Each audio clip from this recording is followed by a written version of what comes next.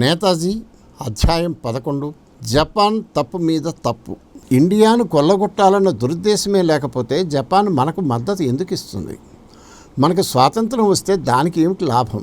తనను చుట్టుముట్టిన సవాలక్ష సమస్యలను పక్కన పెట్టి వేల మైళ్ళ దూరంలోని ఇండియాకు స్వతంత్రం కోసం అది ఎందుకు ప్రయాసపడుతుంది? మనల్ని నమ్మకంగా వంచి తెల్లవాళ్లను జయించాక మన నెత్తిన జపాన్ తానే తిష్ట వేస్తానంటే మన పరిస్థితి ఏమిటి? ఈ అనుమానాలు బయటవారికే కాదు, నేతాజీకి సన్నిహితులైన సైన్యాధికారుల్లోనూ మొదట్లో ఉండేవి.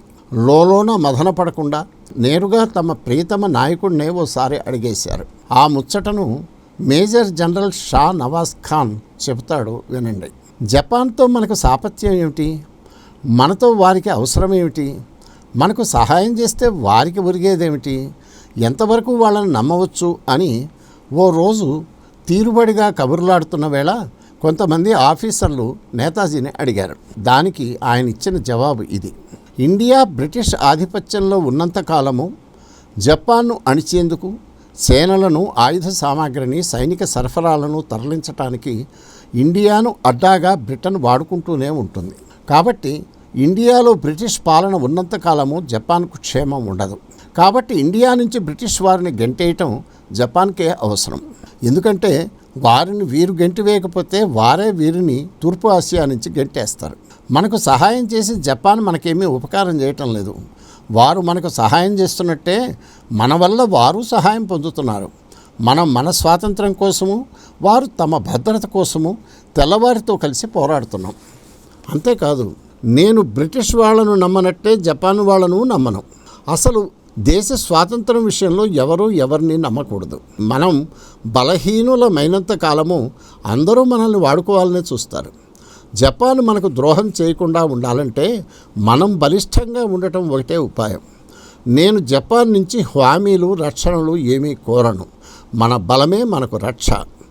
ఇండియాకు వెళ్ళిన తర్వాత తెల్లవాళ్ల స్థానం తాము ఆక్రమించాలని జపానీయులు చూశారో వారి భరతం మనం పట్టాల్సిందే అన్నాడు నేతాజీ. ఈ మాట జనాంతికంగా సైన్యాధికారులతో అనటమే కాదు, పబ్లిక్గా బహిరంగ సభల్లోనే నేతాజీ పలుమార్లు చెప్పేవాడు. ఐఎన్ఏలో చేరే ప్రతి సైనికుడు మొదట ఇంగ్లీష్ వాళ్లతో, తర్వాత అవసరమైతే జపాన్తో కూడా పోరాటానికి సిద్ధంగా ఉండాలని ఆయన ఉద్బోధించేవాడు. My memories of INA and its Netaji, major general Shah Nawaz Khan, page 3. విచిత్రం ఏమిటంటే జపాన్ ప్రయోజనాల గురించి సుభాష్ చంద్రబోస్కు ఉన్నపాటి తెలివిడి కూడా జపాన్ పాలకులకు లేదు. తమకు ఏది క్షేమమో దానిని ఎలా సాధించాలో వారికే తెలియదు. భారత సరిహద్దు మీదకి సైనిక బలగాలను జపాన్ ఎంత వేగిరం ఉరికిస్తుందా అని అందరూ 1000 కళ్లతో ఎదురు చూస్తుండగా 1943 ఆగస్టు 26న టోక్యో మిలిటరీ హైకమాండ్ నుంచి 2 దూతలు సుభాష్ చంద్రబోస్ను కలిశారు. ఒకడు మేజర్ జనరల్, రెండోవాడు మేజర్.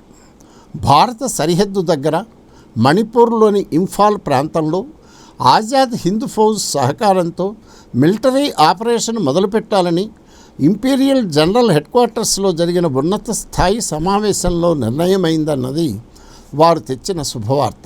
ఆపరేషన్ వివరాలు కానీ, దానికి సంబంధించి తీసుకోనున్న సన్నాహక చర్యల గురించి కానీ దూతలకు తెలియదు. జపాన్ను ఏలుతున్న వారికి బుర్రా, బుద్ధి ఏమాత్రం ఉన్నా ఆ నిర్ణయాన్ని సంవత్సరం కిందటే తీసుకోవాల్సింది.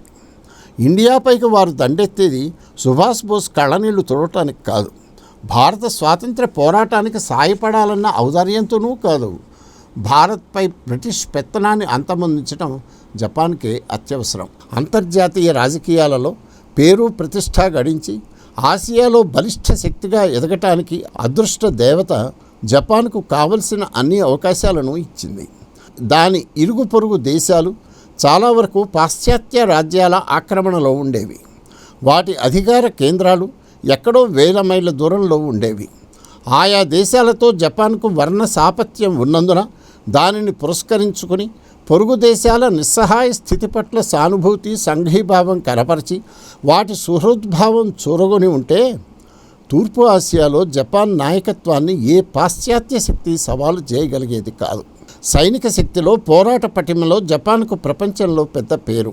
కానీ తమ అల్పబుద్ధితో, అత్యాశతో, దురహంకారంతో, మిడిసిపాటుతో టోక్యో పాలకులు అందివచ్చిన ప్రతి అవకాశాన్ని తప్పటడుగులతో వరుసగా తప్పుడు నిర్ణయాలతో చేజేతుల జారవిడుచుకున్నారు. జపాన్ ప్రధాన ప్రత్యర్థి చైనా. ఇరు దేశాల మధ్య చిరకాల వైరం.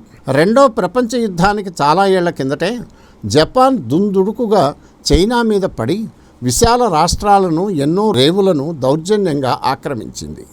నాన్కింగ్ నుంచి జాతీయ ప్రభుత్వాన్ని వెళ్ళగొట్టి కీలుబొమ్మ ప్రభుత్వాన్ని నిలబెట్టింది. షాంఘై లాంటి ముఖ్య కేంద్రాలను వశపరుచుకుంది.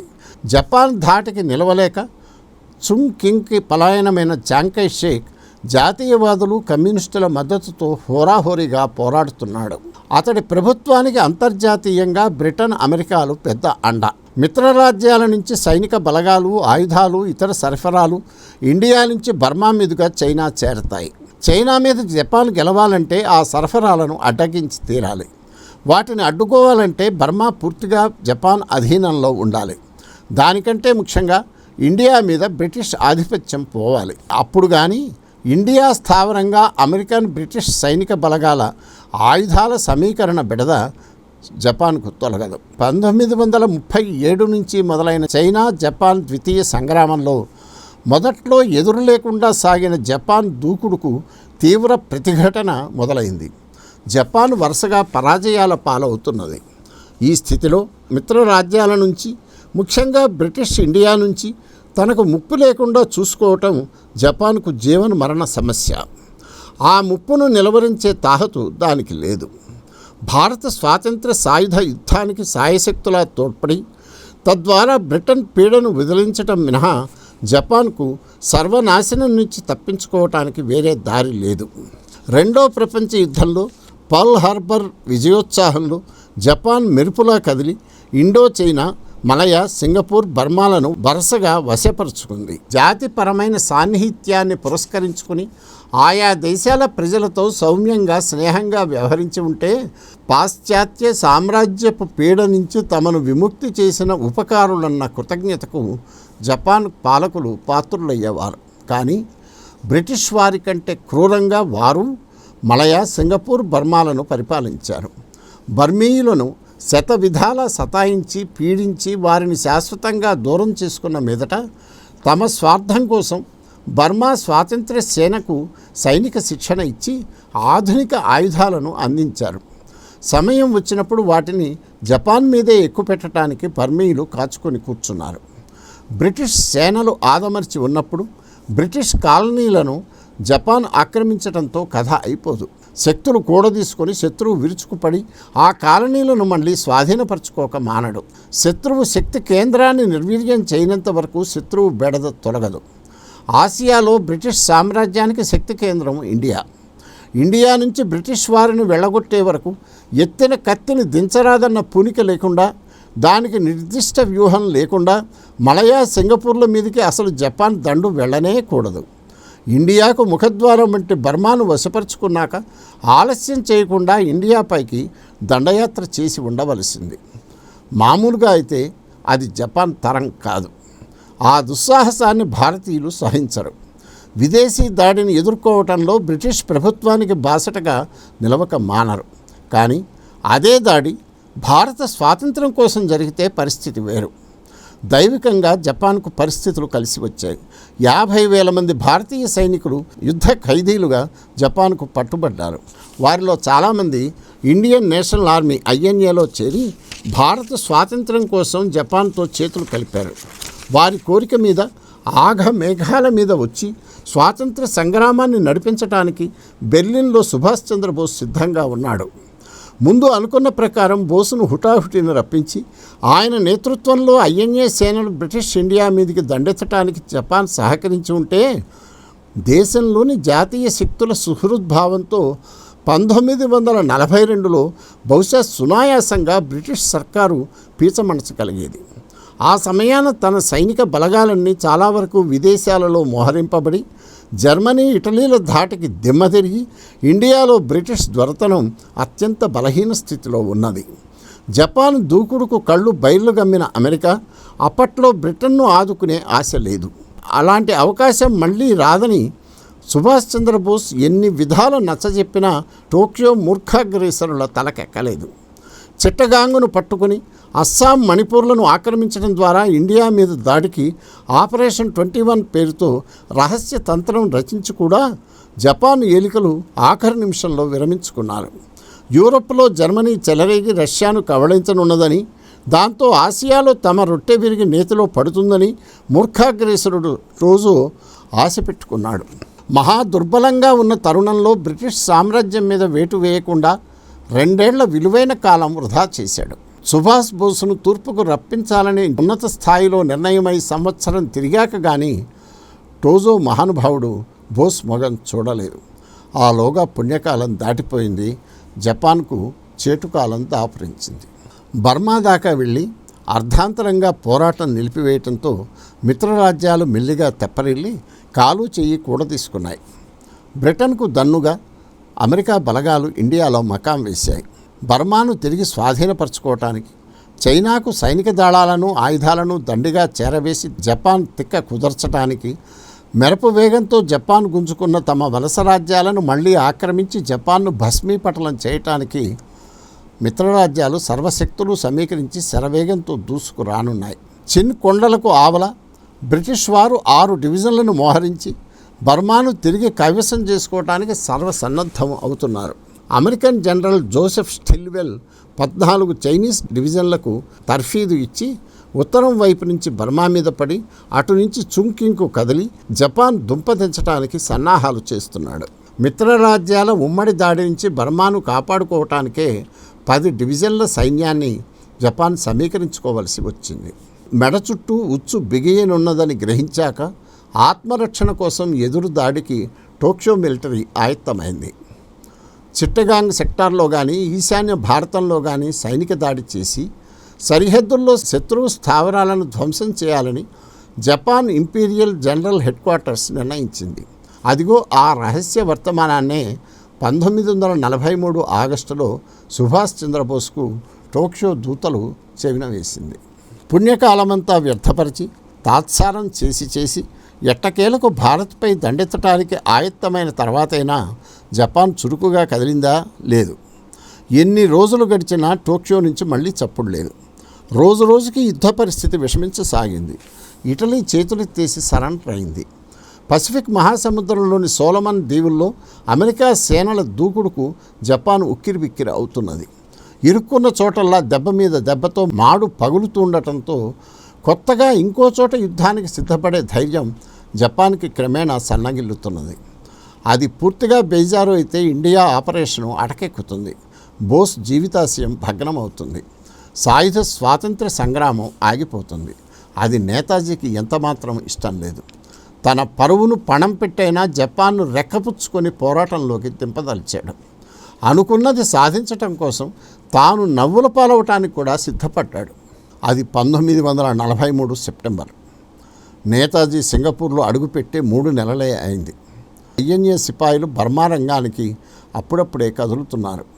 బోస్ సింగపూర్లో ఒక మాస్ ర్యాలీలో ప్రసంగించడానికి కారులో వెళుతున్నాడు. ఉన్నట్టుండి ఈ సంవత్సరం ముగిసేలోగా మన సేనలు భారత గడ్డ మీద కాలు మోపుతున్నట్టు ఈ సభలో ప్రకటించబోతున్నాను అని పక్కనే ఉన్న ఎస్ఏ అయ్యర్తో అన్నాడు. అయ్యర్ తుళ్ళిపడ్డాడు. సంవత్సరం ముగియటానికి నిండా 4 నెలలు కూడా పట్టదు. ఇంకా పోరాటం మొదలే కాలేదు. జపాన్ రంగంలోకి దిగనే లేదు. మరి ఇంతలోనే సరిహద్దు దాటి భారతదేశం చేరటం ఎలా సాధ్యం? చెప్పింది చేయలేకపోతే ఎంత అప్రతిష్ట? అదే మాట అయ్యర్ అన్నాడు. అది అవుతుందని మీకు నమ్మకం ఉందా? దానికి ప్రత్యేక కారణం ఏమైనా ఉందా అని ఆత్రంగా అడిగాడు. అతడి కంగారు చూసి బోసు చిన్నగా నవ్వాడు. అంతా సరిగానే అవుతుందిలే, భయపడకు అన్నాడు. ఆయన అంత ధీమాగా అన్నాడంటే పై స్థాయిలో ఏదో పెద్ద మంత్రాంగమే నడుస్తుండి ఉండాలి. ఆ రహస్యం తనకు చెప్పడం నాయకుడికి ఇష్టం లేదేమో అనుకున్నాడు అయ్యర్. అయినా పబ్లిక్గా ప్రకటన చేసే ముందు 1-2 సార్లు ఆలోచించండి అని సభాస్థలికి చేరేదాకా అంటూనే ఉన్నాడు. నేతాజీ ఆలకించలేదు. సంవత్సరం తిరిగేలోగా స్వాతంత్ర సేనలు ఇండియాలో అడుగు పెట్టబోతున్నాయని 50,000 మంది పాల్గొన్న సింగపూర్ సభలో సంచలనాత్మక ప్రకటన చేశాడు. జనం ఆనందంతో పరవశులయ్యారు. దిక్కులు దద్దరెల్లేలా చాలాసేపు చప్పట్లు కొడుతూనే ఉన్నారు. ఆ కబురు తెలియగానే స్థానిక జపాన్ సైన్యాధికారులు కంగారు పడ్డారు. జపాన్ పత్రికల్లో, రేడియోలో నేతాజీ సంచలన ప్రకటన వెల్లడి కాకుండా హుటాహుటిన సెన్సార్ చేశారు. ఆజాద్ హింద్ రేడియో ప్రసారంలో కూడా ఆ సంగతి తొక్కిపెట్టమని ఐఎన్ఈలో పౌర సంబంధాల విభాగం చూసే వారి వెంట పడ్డారు. ఏమి చేయమంటారని ఆ విభాగం వాళ్ళు బోస్ను అడిగారు. ఆయన తెలివితేటల్లో జపాన్ వాళ్లను తలదల్లినవాడు. సభ నుంచి ఏకాఏకి రేడియో స్టేషన్కి వెళ్ళి ఇంకో 4 నెలల్లో భారత్ చేరతామన్న సంగతి స్వయంగా తానే లోకానికి చాటాడు. అంతర్జాతీయంగా అదో పెద్ద ప్రకంపనం. జపాన్ మిలిటరీ వాళ్లకు అనుమానాలు జాస్తి. భారతీయులను తమ ప్రాపగాండాకు వాడుకోవాలనే తప్ప భారత స్వాతంత్రానికి సాయపడాలన్న చిత్తశుద్ధి వారికి ఏ కోశానా లేదు. ఇండియన్ల చేతికి ఆయుధాలిచ్చి సంఘటితం కానిస్తే వాటిని తమ మీదే ఎక్కడ ఎక్కువ పెడతారోనని వారికి భయం. కాలం కలిసి వచ్చి ఇండియా తమకు వశమైతే దానిని తమ చక్రవర్తి సామ్రాజ్యంలో తేరగా కలుపుకోవచ్చని వారికి లోలోన ఒక దురాశ. ఆ కుచ్చితంతోటే మోహన్ సింగ్ నాయకుడిగా ఉన్నంతకాలము ఐఎన్ఏను ఎదగనీయకుండా అడ్డుకున్నారు. సుభాష్ చంద్రబోస్ వచ్చాక ఆ పప్పులు ఉడకలేదు. ప్రవాస ప్రభుత్వం ఏర్పరిచాక 1943 నవంబర్లో టోక్యో వెళ్ళినప్పుడు నేతాజీ ప్రధానమంత్రి టోజోతో లిఖితపూర్వక ఒప్పందం కుదుర్చుకున్నాడు. 30,000 మంది సైనికులతో ఆజాద్ హింద్ ఫౌజ్కు 3 డివిజన్లు ఏర్పరచుకోవటానికి, 20,000 మందితో వాలంటీర్ల దళాలు నడపటానికి జపాన్ ప్రభుత్వ సమ్మతిని పొందాడు. అహోరాత్రులు నిర్విరామంగా పరిశ్రమించి అన్ని వేల మందిని సమీకరించి ఆజాద్ హింద్ ఫౌజ్ను అతి తక్కువ వ్యవధిలో సమరానికి ఆయత్తం చేశాడు. సైనిక వ్యవస్థీకరణ అంతా అయ్యాక చేయబోయే యుద్ధంలో తమ సైనిక బలగాలకు నిర్దేశించిన బాధ్యతలు, వారికి కేటాయించిన యుద్ధరంగాలు ఏమిటో కనుక్కోవటానికి దక్షిణాది సైన్యానికి సుప్రీం కమాండర్ కౌంట్ తెరౌచిని నేతాజీ కలిశాడు.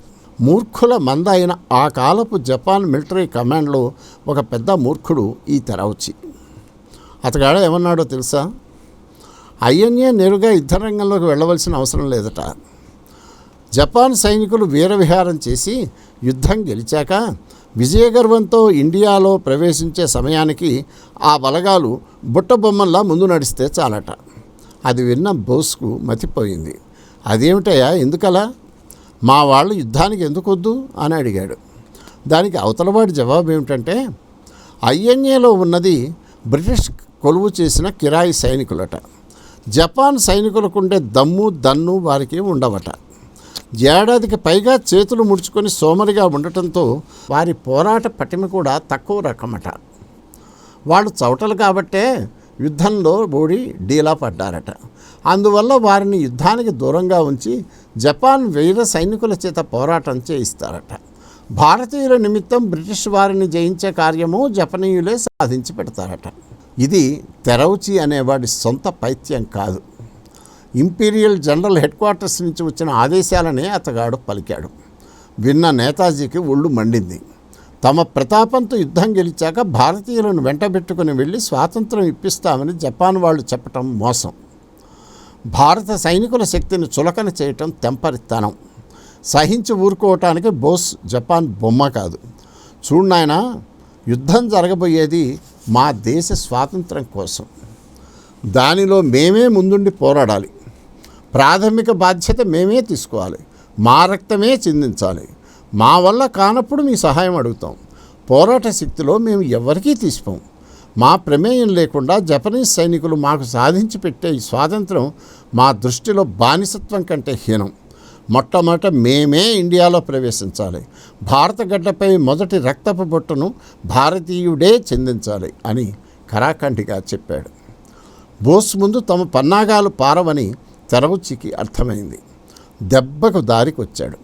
అలాగే కానిద్దాం, ముందుగా మీ రెజిమెంట్ ఒకదానికి యుద్ధరంగంలో బాధ్యత ఇస్తాం. రంగంలో వారి సామర్థ్యాన్ని చూశాక మిగతా బలగాలకు అవకాశం ఇస్తాం అని బేరం పెట్టాడు. నేతాజీ సరే అన్నాడు. వెనక్కి వెళ్ళాక బోస్ తన సైన్యాధికారులకు జరిగింది చెప్పి, మీరేమంటారు, తెరవుచి సవాల్ను స్వీకరిద్దామా అని అడిగాడు. వారు ముక్తకంఠంతో అవునన్నారు. అప్పటికే జాతీయ నాయకులు గాంధీ, నెహ్రూ, ఆజాదుల పేరిట 3 బ్రిగేడ్లు ఏర్పడ్డాయి. వాటిలో నుంచి మెరికల్ లాంటి వారిని ఎంపిక చేసి కొత్తగా ఇంకో బ్రిగేడ్ రూపొందించి ముందుగా దానిని యుద్ధరంగానికి తరలించాలని నిర్ణయమైంది. దానికి సుభాష్ బ్రిగేడ్ అని పేరు పెట్టారు. మేజర్ జనరల్ షానవాజ్ ఖాన్ను దానికి కమాండర్గా నియమించారు. యుద్ధ ప్రాతిపదికన కావలసిన ఏర్పాట్లు, కొనుగోళ్లు జరిగాయి. Subhash brigade ready. ముందుకు కదలమని ఆర్డర్లు రావటమే తరువాయి. మన all time great national hero, one and only Netaji Subhash Chandra Bose అద్భుతంగా సాగించిన సాయుధ స్వాతంత్ర మహాసంగ్రామాన్ని కళ్లకు కట్టించే ఎంవీఆర్ శాస్త్రి గారి నేతాజీ ఆడియో బుక్లోని ఒక అధ్యాయాన్ని ఆయన స్వరంలోనే మీరు విన్నారు. దీనిపై మీ అభిప్రాయాన్ని దయచేసి తెలపండి. నేతాజీ గ్రంథం గురించి, శాస్త్రిగారు రాసిన అనేక ఇతర పుస్తకాల గురించి వివరాలను వీడియో డిస్క్రిప్షన్లో చూడండి. తరువాయి అధ్యాయం రేపు విందురుగాని. సెలవు.